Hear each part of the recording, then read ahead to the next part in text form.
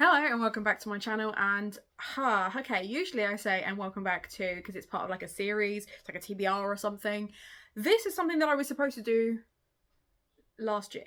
Around this time last year, I announced that I was releasing a book.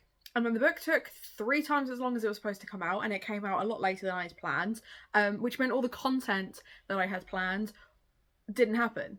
It didn't even come out later, it just didn't happen. I need to kind of promote this book that I wrote, and that's what this is. This is me trying to promote my book. But in classic Hannah style, probably won't talk about my book all that much. So I was talking to some writery friends, again, this time last year, and we were talking about how there are loads of books that when you go to another writer's house, you see. Or you clock that, oh, they're a writer. Because writers have these books, right? It doesn't matter whether you're a full-time author or just a part-time hobbyist, guaranteed of the books that I'm about to talk about, you have something on your shelves like this. Now, I think a lot of authors, specifically, and want to be authors, will have these. Part-time writers maybe less so, but you won't, once you've spotted them on someone's shelves, you won't be able to unsee that they are a writer. And that is the Writers and Artists Yearbook. I have 2019, 2021 and 2022, and then I have the Children's Writers and Artists Yearbook for 2022. They come out every year. They have advice in them for writers, and they are basically a yellow pages for agents, publishers, etc. with information in there. But as you can see, they are chunkers because there is so much information, and they're all written to be slightly different and to have like up-to-date info if companies no longer want to be in them, etc., or if they're closed, or if there's just general advice. They've started also including self-published advice in here as well. But like I said, these are enormous. And I plan on getting one every single year until I get an agent. Now, 2019 is the year that I became self-employed, which is why I have that one. I don't have 2020. We were in a pandemic and I was feeling sorry for myself. And then in 2021, I was like, yeah, I'm going to get back on that writing train, and I got them. So I'm going to keep getting these until I get an agent, or I have enough of an audience selling my self-published stuff that I feel like I don't need one anymore. But I feel like if you see these on someone's shelves, I've just appreciated they were upside down the entire time I did that. If you see these on someone's shelves, right side up, they're a writer. There's no two ways about it. If they have these, they're a writer. It's weird how much smaller my pile looks now that I've put those down. Next will be gifted books. These aren't necessarily books they've bought for themselves, but things that you will notice if you're a writer, you will have a lot of these things around, is when you start telling people you're a writer, one of two things will happen. Either they start asking you when you're going to be the next J.K. Rowling, which, and the second thing is they start buying you books related to writing, because you must want all of the gifted books related to writing, and maybe you do. Maybe you do. I've had to throw away quite a few of my gifted books, but I do still have a couple left. One because they're small, and the other because they're a cute idea. The Ready Set novel, which is essentially if you want to write a book, apparently it has advice on how to do that. That's just a blank page. What a great page to open up to. It has like advice and tasks for you to do to basically create a novel from scratch. I have a master's degree in creative writing. I don't really require this, but I appreciate my mum who bought it for me, so thank you, mum. And the other one is like How Your Story Sets You Free is the other gifted one that I have. This is what I mean, like a little pocket gift type thing. I feel like if you're a writer, you're gonna have something that looks like this. Doesn't have to be these ones, but it'll be something like this, guaranteed. You may also have leftovers from your degree. Maybe, like me, you did a creative writing degree, and not only do you have a whole stack of classics you're never going to read again, but you don't want to throw away because you've annotated, but maybe you also have the one book every creative writing lecturer recommends. Every single one. I don't know why. They all recommend it. I'll be honest, I read the first 3 chapters and then remembered I don't like Stephen King books. Why would I take Stephen King's advice on writing? you know? But regardless of that, every single creative writing course will encourage you to read this book. However, Cindy from Read with Cindy recommended Craft in the Real World, and I have this on my own TBR because I fully intend to read this. There are loads of other great books on writing and how to improve your craft, etc., that I would recommend over on writing. I'm doing this video so I can unhaul this book. It's been sat there for 2 years because that's how long I've needed to do this video. Let's get better books on our shelves, please, people. Anyway, I don't actually know this is better. I'm assuming, because Cindy said it was, that it is. But chances are this will be on your shelf or something similar to a, you know, a writing craft, improve your writing type book will be on your shelf somewhere. I really hope other writers do this. And it's not just me, because I know the internet exists now, but there is something really satisfying about opening this book up, picking a random page and pulling a name out of it. I get people asking me all the time why I have a baby name book, and it is just for that reason. It's because when I'm naming my characters, especially if they're a throwaway character, like say for example, it's a coffee shop worker that they just happen to talk to you for like 2 seconds, or it's a B-list character who's not going to go anywhere and I just need a quick name.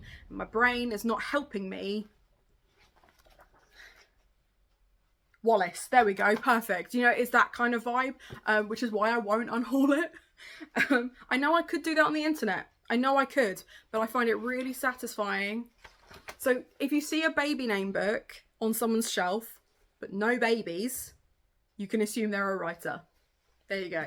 You're welcome. Now, you may find that actually if they're writing a very particular type of book, they may have specific books that they're researching. Mine, for example, is Sally Hughes' Pretty Honest. I found that whenever I was talking about something, because my main character really likes makeup, I wanted to double check that it was correct. And I found that Sally Hughes' advice in this really helped shape a lot of what I was trying to get through, because a lot of makeup stuff needs some kind of like foundation skill set that I don't have. So things like this really helped me create a character who is nothing like me, in that she actually puts effort into her face, has a whole massive group of friends, and likes leaving the house. Couldn't be me, so had to do the research. Hence, thank you, Sally Hughes. Equally, it's important as a writer to read comparison books. So if you know, for example, that your writer pal or you as a writer are reading or writing a particular genre / niche, you may see that they've got other things very similar on their shelves.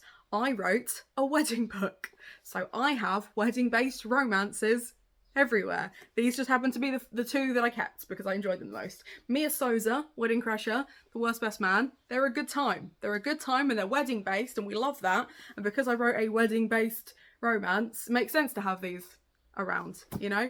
If you don't know who you can compare your book to, you're not reading enough, because it's out there, it exists. Anyone that tells me that their book is so original, they've never read anything like it, I don't believe you, sir. And it's always a sir. I don't believe you. There are millions of books out there. You cannot tell me you can't find 2 books to compare to. Did I mean this video to turn into a weird little rant about authors? No. Sorry. But yeah, if you're a writer, you will have comparisons you can make to your book on your shelf. Equally, you might just have stylistic comparisons that don't seem to be the same as the book you're writing, but there were things you liked about them, or they inspired your writing in general, and continue to inspire you as you continue to develop. Bridesmaid Survivor Guide is going to be a series. It's going to be a series, it's going to be the same characters, doing different things, falling in love, etc. Meg Cabot was the author for me as a kid. Fucking love Meg Cabot, and The Love Hypothesis was just fucking adorable, and it was really clear to me that Ali Hazelwood knew what she was talking about. So these authors continue to inspire me, thank you very much. And then, I suppose, finally, and thus least dramatically, you're going to have your own writing on your shelf. Now, this is an anthology that I was part of for my university course. Part of that course was that we had to write enough to be able to submit to agents, but also we had to then select part of our writing to go into the anthology, which was then made up by people on our course. So they designed the front cover. What a beautiful front cover design that is. Don't we all just love? There were others that were really stunning and like really like went to town on theirs, and we just went, yeah, cool, orange. I'm being petty. But what I especially enjoyed is there is a bit in this where my lecturer specifically mentions, and like, so the foreword is by Faye Weldon, right? She was one of my lecturers. She's an absolute babe. She's a genius writer, writes very powerful feminist fiction. She talks about, in this year's edition of the anthology, history is rewritten, whole societies are rebuilt, the young face of the world in YA tales, even as werewolves take over, and the old and ill find good cheer in their infirmity. That's my story she's talking about. I wrote the werewolves. The werewolves is coming out very soon. By very soon, I mean at some point. Got a werewolf novel that I think you're going to enjoy that is nothing like Bridesmaid Survivor Guide. She mentioned it in her intro. And it made me excited. She also, at some point, yeah, here we go.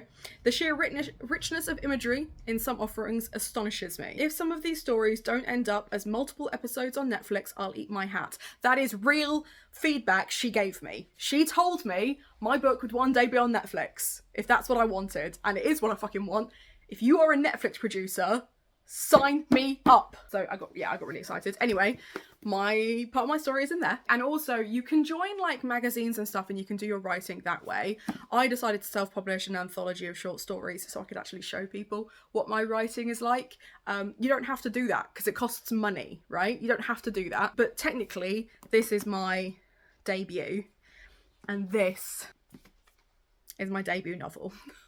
Basically, on your shelves, if you're a writer, you will have your writing. And if you don't, just know that it cost me about £4 to get these printed per book. Obviously, the price of the book is £8.99 because that takes into account all of the other work and the art and everything else that goes into it. It's fucking stunning because Leora from Books with Leo designed it. Thanks again, Leora. Looks great. If you wanted to get your own book printed, it's not that expensive to do that. You might have to print 100 of them, but it's not difficult. I would recommend it. So Bridesmaid Survivor Guide is about a young girl who gets dumped 2 weeks before her aunt's wedding. And everyone's like obsessed with romance and falling in love and she just wants to like hide because she keeps embarrassing herself and she keeps making stupid decisions. Again, she's nothing like me. But yeah, obviously it's a YA romance, so I think you can guess where it's going. Not going to spoil any more than that. Link to it will be down below should you wish to treat yourself and thus support me. Anyway, I hope you've enjoyed this video. Let me know in the comments down below. If you're a writer, what is the most writery book you've got? Do you have any of these on your shelf? Do you have a baby name book on your shelf? And no babies. No babies. Make sure to like and subscribe if you haven't already. Treat yourself to something from Waypoints because it helps support me and my content. And most importantly, have a nice day.